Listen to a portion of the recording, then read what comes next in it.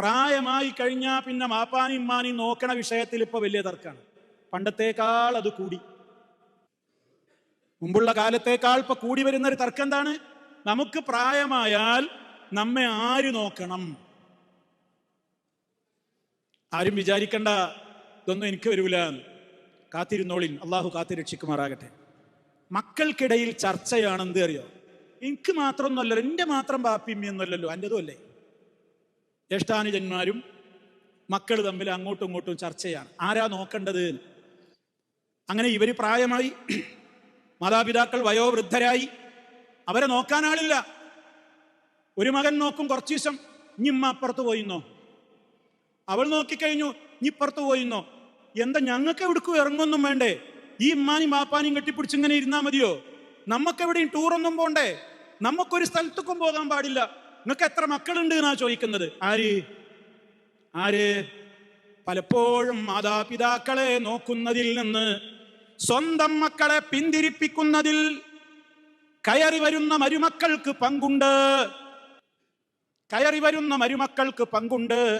ചിന്തിക്കണം പ്രിയമുള്ളവരെ.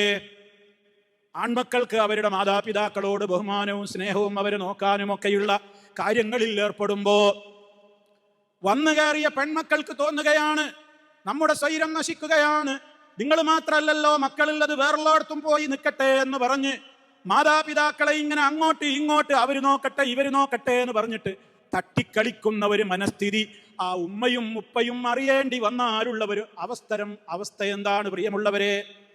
ചിന്തിക്കണ്ടേ? ഈ രൂപത്തിലുള്ള കാര്യങ്ങൾക്ക് വേണ്ടി ഭർത്താക്കന്മാരോട് പ്രേരണ നൽകുന്ന സ്ത്രീകളും ആലോചിക്കണം. അവരും സ്ത്രീകളാണ്, അവർക്കും മക്കളുണ്ടാകും, അവരിലുമുണ്ടാകും ആൺമക്കളുണ്ടാകും.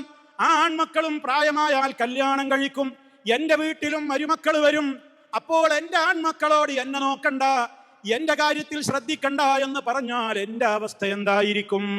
ഇതൊക്കെ ആണുങ്ങൾക്കും പെണ്ണുങ്ങൾക്കും ഒക്കെ വരുന്ന പ്രശ്നങ്ങളാണ്. പ്രായമായി കഴിഞ്ഞാൽ ആര് നോക്കണം, ആര് പരിചരിക്കണം, ആരാണ് അവരുടെ കാര്യം ഏറ്റെടുക്കേണ്ടത് എന്നിങ്ങനെയുള്ള തർക്കവിതർക്കങ്ങൾ സത്യവിശ്വാസികളുടെ ജീവിതത്തിൽ ഒരിക്കലും ഉണ്ടാകാൻ പാടില്ല.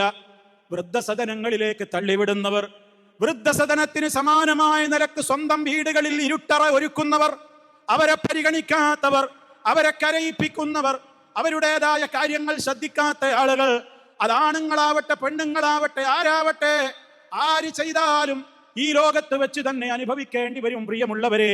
അത്ര വിലയുണ്ട് നമ്മുടെ മാതാപിതാക്കളുടെ കണ്ണുനീരിന്.